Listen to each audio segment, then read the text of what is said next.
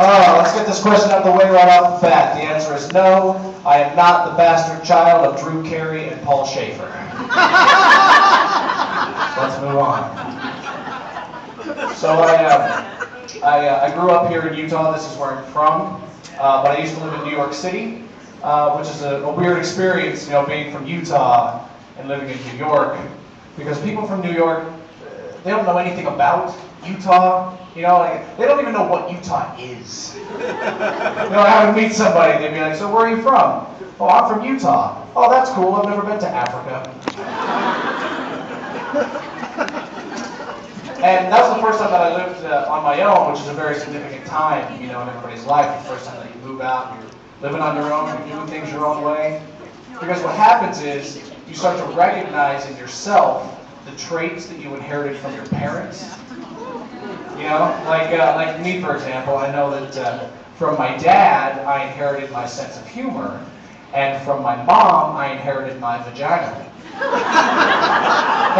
And I'll tell you, man, it was a huge surprise the day I found out that I had a sense of humor.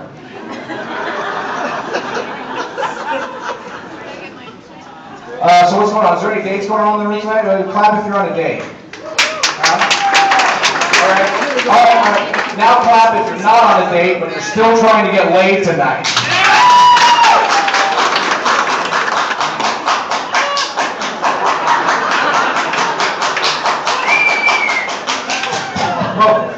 Sorry. Sorry, I got a little carried away. No, the dating thing doesn't really work out for me, man. I always end up meeting girls that are just so like way beyond me. Like their accomplishments are just I can't even comprehend. I met this girl and we were just sort of getting to know each other. And I said, so tell me a little bit about yourself. She goes, well, I graduated summa cum laude with a degree in biochemistry and a minor in music, and then I served 2 tours in Afghanistan with the U.S. Marine Corps, and now I work as a chemical engineer, and I volunteer at the homeless shelter every Wednesday. Tell me a little bit about yourself. I was like, I once ate a whole bag of Doritos with my feet. I can recite the entire 3rd season of Cheers. I took a girl to a concert once. I'll never do that again. Because it was a band that I didn't really like. I wasn't really digging the music. But, I was trying to have fun and be a good sport. And, but then halfway through the concert, she looks at me, she's like, hey man, you want to do some ecstasy? I was like, no. No thanks, I don't do that kind of stuff. She's like, come on man, it'll make you feel the music. I was like, no, I don't want any, no thank you. And she's like, why not? And I started to get annoyed. I said, because if I was feeling this music, it would feel like I was getting castrated. And then she got all offended, she was like, how dare you? I love Nickelback. This Nickelback is terrible. Every time I hear Nickelback, I'm amazed that it's possible for a band to have less talent than Creed.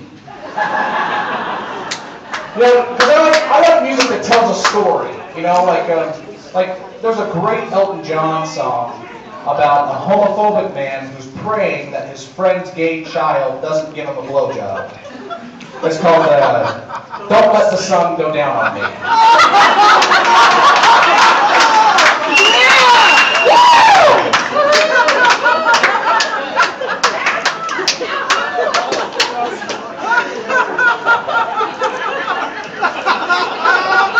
Thank you.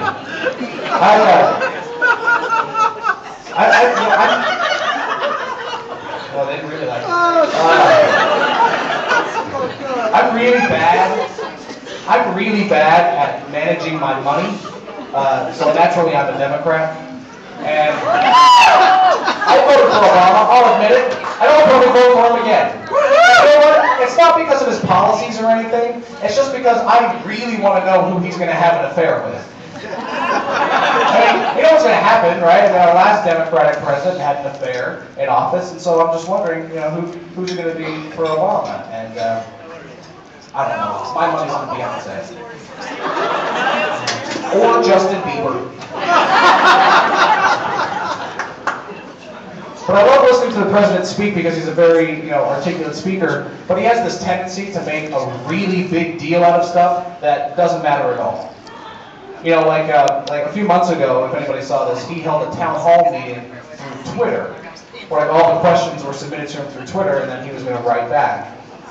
And when he announced this town hall meeting, he came out and he was like, "This Wednesday, I will be making history by becoming the first president to send out a live tweet." I was like, making history? Like, he makes it sound like all the other presidents could have been on Twitter. I just didn't really feel like it at the time, Like Andrew Jackson's out on the battlefield on his droid. "Hey, just killed some Indians, LOL." Abraham Lincoln's like, "Black people aren't so bad, I guess." John F. Kennedy, "Beautiful morning in Dallas." Hey, come on, it's just a joke. It's just a joke. Everybody knows Dallas is not beautiful. But that's just such a weird way of saying it. Like, because it's not making history. You're just the first president who's actually been capable of doing it. Because God knows our last president never would have been able to figure it out.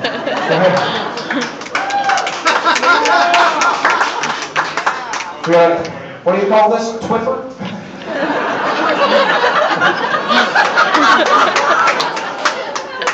That what this is called? Twiffer? I'm supposed to make a tweet? Hey, I thought that's something only chicks could do. Hey, that's it for me. Thanks a lot, everybody.